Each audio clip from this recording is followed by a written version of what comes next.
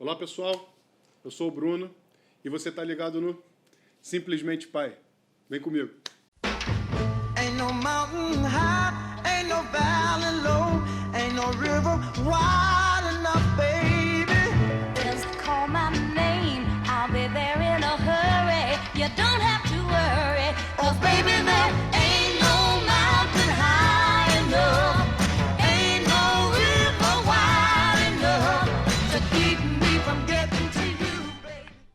O assunto de hoje diz respeito a algumas decisões que eu e a Monique tivemos que tomar no parto da Betina. Quando a gente soube que estávamos grávidos, a Monique conversou comigo dizendo que queria um parto humanizado, né? E então eu no começo fiquei um pouco reticente, achava que aquilo não era seguro, e aí eu me fechei um pouco com o assunto.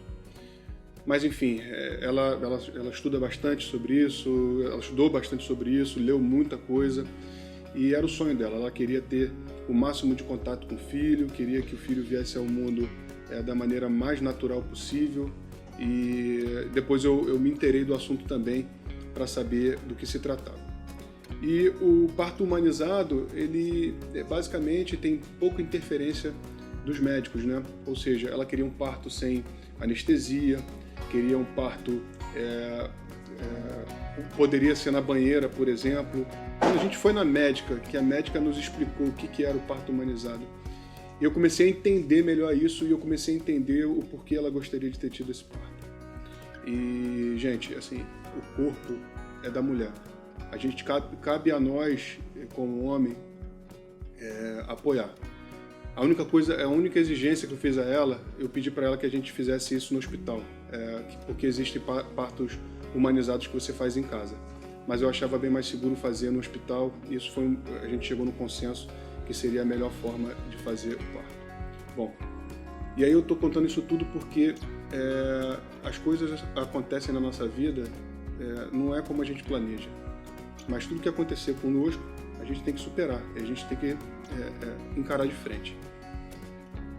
Um pouco antes da Betina nascer, a Monique deu entrada na perinatal aqui perto de casa com um quadro de pré-eclâmpsia. Para quem não sabe, pré-eclâmpsia é a gestante fica com a pressão alta.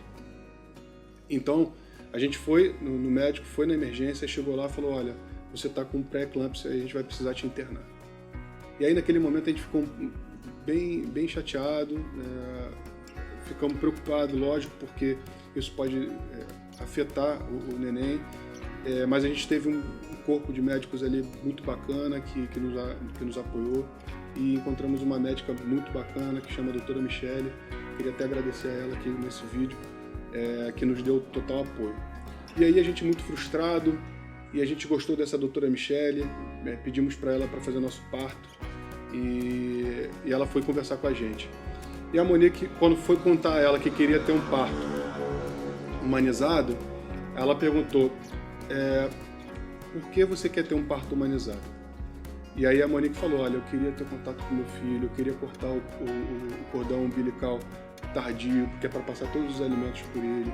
Eu não queria... eu queria ter essa sensação de ter o parto normal. E aí a doutora falou assim, Monique, tem algumas coisas que a gente vai conseguir fazer e tem outras coisas que a gente não vai conseguir fazer. Uma delas, a gente não vai conseguir mais fazer um parto humanizado com você, porque a gente vai ter que ter intervenção médica, a gente vai ter que controlar a sua pressão e a gente vai ter que partir para esse caminho. Agora, você tem um parto normal, a gente pode tentar. Vamos tentar. Você cortar o cordão umbilical da tua filha tardiamente, vamos fazer do jeito que você quer. Você quer botar música no ambiente, vamos fazer do jeito que você quer. Então a gente ficou mais tranquilo com isso. E na verdade não foi uma decisão que a gente teve que fazer dessa forma, e a gente, em vez de ficar se lamentando, a gente viu de uma nova perspectiva para fazer o parto da Betina. No dia do parto, nós descemos para a sala de parto, uma sala maravilhosa, uma sala que tinha tudo, tinha banheira, estava um ambiente que a gente gostaria de ter, botamos música, etc. E nesse dia a doutora começou a fazer a medicação para induzir o parto normal, né, para ter as dilatações. E aí a Monique começou a ter as contrações do parto e ela sentou em bola, foi para a banheira, fez exercício, ficamos 12 horas em trabalho de parto, 12 horas. E no final de 12 horas, a doutora super gente boa, a equipe bem atenta, chegou depois das 12 horas de trabalho de parto, a gente não conseguiu ter a Betina de parto normal. E aí a doutora chegou pra gente e falou, vocês querem subir pro quarto e a gente tentar novamente amanhã? E aí eu e a Monique olhamos um pro outro, era mais uma frustração nossa, a gente olhou um pro outro e falou, não, é hoje que nós vamos ter nosso filho. E aí a gente foi pra sala de cesárea, foi para o centro cirúrgico para fazer uma cesárea. Então, naquele momento ali, a gente já estava tão sincronizado com o que a gente queria de melhor para a Betina, que a gente olhou um para o outro e falou que não, que a gente queria ter o filho naquele momento. E aí, tivemos a Betina, o parto foi uma cesárea, foi maravilhoso, nós colocamos a música que a gente queria, foi a Vieste do Ivan Lins, a gente teve a Betina do jeito que a gente quis também, de cortar, eu cortei o cordão umbilical dela, filmei também, a equipe super envolvida com o parto e foi tudo muito bacana. Saímos da sala de parto, a Betina teve que tomar um pouco de banho de sol, que ela nasceu um pouco prematura. Lá na maternidade tem um banho de luz, né, que é para dar vitamina D pro neném. E aí, depois de um tempo, ela volta pro quarto e a gente está com a Betina no quarto. A terceira decisão que a gente teve que tomar foi porque a Betina, a Monique, ela fez uma redução de mama no passado e ela não conseguiu produzir tanto leite. E aí a Betina estava com a glicose baixa, porque só com o leite de peito ela não estava conseguindo se sustentar. E aí a doutora chegou pra gente, a pediatra, falou, olha, ela tá com a glicose muito baixa e para sair do hospital tem que dar mamadeira para ela, um complemento.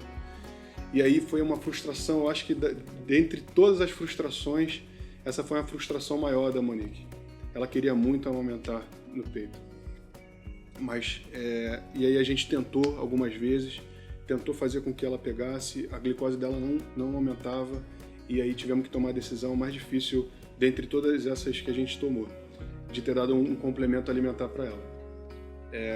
Eu digo isso porque, gente, tudo que a gente planejou antes, nada saiu como a gente planejou, mas é importante que você tenha atitude e saiba o que é melhor para o seu filho. E a gente sabia que o melhor para o nosso filho naquele momento era isso.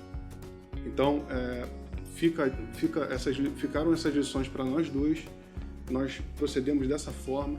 Eu acredito que em todo momento a gente pensou no bem da Betina em vez de pensar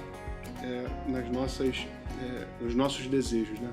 Ser pai, para mim, é isso. Você tem que deixar o seu desejo pessoal de lado para saber o que é melhor para o seu filho. Todos nós temos uma história. Que história você quer contar?